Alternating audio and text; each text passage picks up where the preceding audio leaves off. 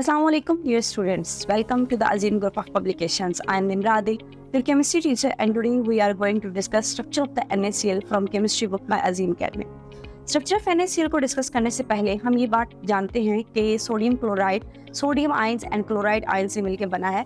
तो अगर आपने स्ट्रक्चर ऑफ NaCl डिस्कस करना है तो हमारे पास जो NaCl का क्रिस्टल्स हैं, बेसिकली वो क्रिस्टल डिपेंड करता है कि उस क्रिस्टल को बनाने के लिए जो कैटाइंस और एनाइंस यूज हो रहे हैं उन कैटाइन का साइज क्या है और उन एनाइंस का साइज क्या है। कैटाइन और एनाइन का साइज डिसाइड करेगा कि हमारे पास क्रिस्टल्स किस साइज का होगा और किस तरह की उसकी अरेंजमेंट होगी या क्या उसका पैटर्न होगा। अगर हम इसके कोऑर्डिनेशन नंबर की बात करें तो कोऑर्डिनेशन नंबर का मतलब होता है कि किसी भी सेंट्रल मेटल के साथ कोई भी चीज़ कितनी आके जुड़ सकती है, यानी 2 चीज़ें जुड़ सकती हैं, 3 जुड़ सकती हैं, 4। तो सेंट्रल में एक मेटल होती है जिसके साथ मुख्तलिफ चीज़ें कौन सी होंगी, मुख्तलिफ तरह के लिगेंड्स होंगे। लिगेंड्स क्या होती हैं? ऐसी चीज़ें जो इलेक्ट्रॉन डोनेट करेंगे उस सेंट्रल मेटल एटम को और उसके साथ बॉन्ड बना लेती हैं, ऐसी चीज़ों को हम लिगेंड्स कहते हैं। तो सेंट्रल मेटल से लिगेंड्स का आके जुड़ना, तो कितने लिगेंड्स आके उस सेंट्रल मेटल से जुड़ते हैं वो उसका कोऑर्डिनेशन नंबर कहलाता है। अगर हम बात करें तो क्लोरीन के एटॉमिक नंबर जब उसका 17 था, उसने एक इलेक्ट्रॉन गेन किया सोडियम से, तो उसके पास 18 इलेक्ट्रॉन हो गए।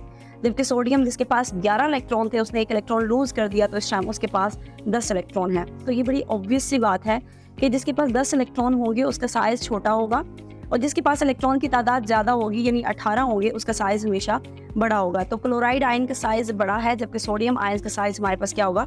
छोटा होगा।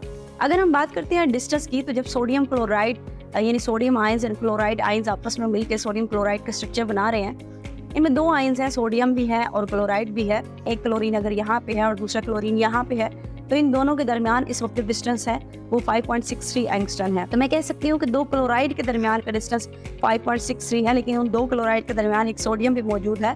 तो क्लोराइड और सोडियम का अगर डिस्टेंस कैलकुलेट करना हो तो 5.63 को आप 2 से डिवाइड करेंगे and answer will be 2.815 angstrom. ये बेसिकली 2 डिफरेंट एटम्स या 2 डिफरेंट आयंस के दरमियान का डिस्टेंस है, जबकि 2 सेम आयंस का दरमियान का डिफरेंस ज़्यादा था, दैट वाज 5.63 एंगस्ट्रॉन। अगर हम अरेंजमेंट की बात करें तो each sodium ion is surrounded by the 6 chloride ion. Her sodium के गिर्द 6 क्लोरीन मौजूद हैं, इसी तरह हर क्लोरीन के गिर्द 6 सोडियम मौजूद हैं। इस तरह एक बहुत सा बड़ा नेटवर्क बन जाएगा और हम ये कहते हैं कि NaCl एक इंडिपेंडेंट मॉलिक्यूल के तौर पे एग्जिस्ट नहीं करता। ढेर सारे NaCl आपस में मिलते हैं और हमारे पास स्ट्रक्चर देते हैं और एक जाइंट स्ट्रक्चर बनता है। इसीलिए तो हम NaCl यानी सोडियम क्लोराइड के लिए मॉलिक्यूलर फार्मूला की टर्म यूज़ नहीं करते बल्कि फार्मूला मास की टर्म यूज़ करते हैं। अगर हम यूनिट सेल्स की कैलकुलेशन पे आएँ तो सबसे पहले अगर आप डायग्राम को देखें तो हम यहाँ से देख सकते हैं कि इस वक्त इस डायग्राम के कॉर्नर्स पे 8 क्लोरीन मौजूद है। तो सबसे पहले मैं क्लोरीन की बात करूंगी कि क्लोरीन कहाँ कहाँ मौजूद है, जैसे कि स्क्रीन पे शो हो रहा है 1 2 3 4 ऊपर और 4 नीचे, तो टोटल मिलके 8 क्लोरीन जो हैं वो इस वक्त कॉर्नर पे मौजूद है। और हर एक जो कॉर्नर पे मौजूद है वो मजीद 8 बॉक्सेस में डिवाइड हुआ हुआ है या मजीद 8 यूनिट सेल्स में डिवाइड हुआ हुआ है। तो इसलिए हम इसको कहते हैं कि each chloride ion shared by, तो इज इक्वल टू हम कहेंगे कि वो जो कॉर्नर्स पे कितने मौजूद है 8 और हर एक कितने बॉक्सेस में डिवाइडेड है 8 में, तो 8 × 1 और 8 मिला के हम आंसर निकाल लेते हैं 1।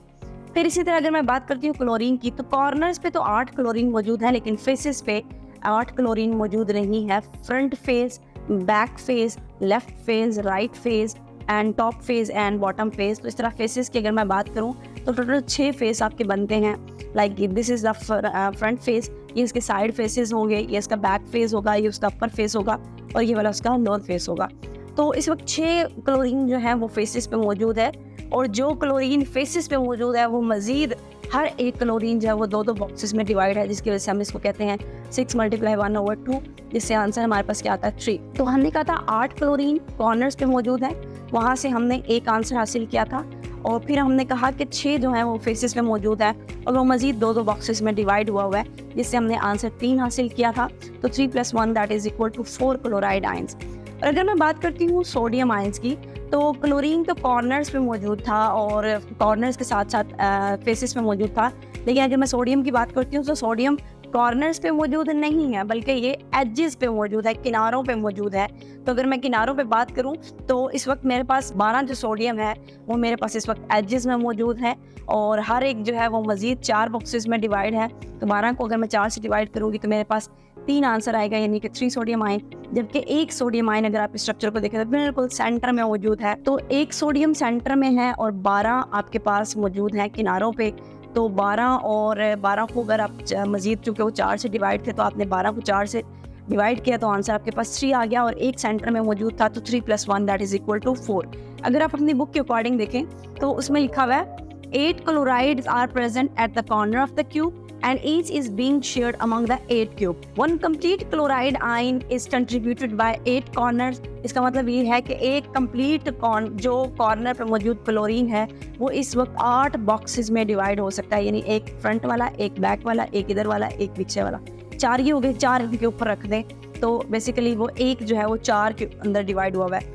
इसी तरह अगर मैं क्लोराइड आयंस की बात करती हूँ फेसिस पे, तो फेसिस पे 6 मौजूद है और हर एक जो है वो 2 बॉक्स में डिवाइड है, यानी अगर वो इस फेस पे है तो या वो इस साइड पे काउंट होगा या वो इस साइड पे काउंट होगा, और अगर वो इस फेस के सेंटर में मौजूद है तो या वो इस साइड पे काउंट होगा या वो उस साइड पे काउंट होगा। तो 2-2 बॉक्सेस के अंदर 2-2 यूनिट सेल्स के अंदर बेसिकली क्या हो रहे हैं, काउंट हो रहे हैं। तो हमारे पास क्या है, per unit cells 8 divided by 8 plus 6 divided by 2 that is equal to 4। ये टोटल हमारे पास क्लोरीन आयन आ गया। 4 हैं, जितने क्लोराइड आयन होंगे उतने ही सोडियम आयंस होंगे, तो 4 क्लोराइड है तो 4 ही सोडियम होंगे। 4 सोडियम 4 क्लोरीन दोनों इन मिल के क्या बनाएंगे, आयोनिक कंपाउंड। उसके बाद नेक्स्ट अगर हम डेफिनेशन देखते हैं, लेटिस एनर्जी क्या है। अगर मैं बात करती हूँ डेफिनेशन प्रॉपर की, the energy released when 1 mole of ionic crystal is formed from its gaseous ions is called lattice energy। यानी जब पॉजिटिव आयंस और नेगेटिव आयंस आपस में कंबाइन करके आपके पास एक आयोनिक कंपाउंड देंगे तो उस आयोनिक कंपाउंड का बनना इस दौरान जितनी एनर्जी रिलीज होगी, क्योंकि ड्यूरिंग बॉन्ड फॉर्मेशन एक एक्सोथर्मिक प्रोसेस होता है जिसकी वजह से एनर्जी रिलीज होती है, तो वो जो एनर्जी रिलीज होगी वो एनर्जी इसकी कहलाती है लेटिस एनर्जी। अगर हम एग्जांपल में देखें तो sodium ions plus chloride ion मिलकर हमारे पास NaCl जो कि एक सॉलिड स्टेट है वो बना रहे हैं, और इस दौरान जो एनर्जी रिलीज हो रही है दैट इज -787 किलो जूल पर मोल। अगर इसकी एक्सप्लेनेशन को मजीद देखा जाए तो जितने भी सॉलिड्स होते हैं वो एटम, आयन से, मॉलिक्यूल से मिलकर बने होते हैं, और ज़्यादातर सॉलिड्स जो है वो हमारे पास क्या होते हैं, आयोनिक इन नेचर में होते हैं, और मिलके जब भी वो एक स्ट्रक्चर बनाते हैं, 3 डायमेंशनल स्ट्रक्चर बनाते हैं, स्पेसिफिक लोकेशंस में मिलकर अरेंज होते हैं, तो स्पेसिफिक साइट्स या उस एरिया को हम बेसिकली क्रिस्टल लैटिस कहते हैं। उसके बाद अगर हम इनकी डेफिनेशंस के साथ साथ आगे हम इनको देख लें कि फैक्टर्स कौन से हैं जो लेटिस एनर्जी को अफेक्ट करते हैं, तो प्रॉपर अगर आप बुक के अकॉर्डिंग देखें तो लेटिस एनर्जी डिक्रीज करती है। कब डिक्रीज करती है? पहला केस जब केटाइन का साइज इंक्रीज कर दें, यानी केटाइन का साइज बढ़ा दें लेकिन एनाइन का साइज आप क्या रखें सेम, तब लेटिस एनर्जी क्या होगी, डिक्रीज कर देगी। लेकिन उन्होंने कहा है कि यही रिलेशनशिप आप अपोजिट वे में भी देख सकते हैं, it also decrease with the increase in the size of anion. यानी अब केटाइन का साइज बढ़ाने के बजाय अगर आप एनाइन का साइज बढ़ा दें और केटाइन का साइज छोटा रख दें तो फिर भी हमारे पास लेटिस एनर्जी की जो वैल्यू है वो डिक्रीज होती है। तो सिंपल वे में क्या है, केटाइन का साइज बढ़ाएं या एनाइन का साइज बढ़ाएं और दूसरे को कांस्टेंट कर दें, ओवरऑल जो लेटिस एनर्जी है वो हमेशा डिक्रीज होती है। सो आई होप कि आपको स्ट्रक्चर ऑफ NaCl की समझ आ गई होगी। आज के लिए इतना ही, अल्लाह हाफिज़।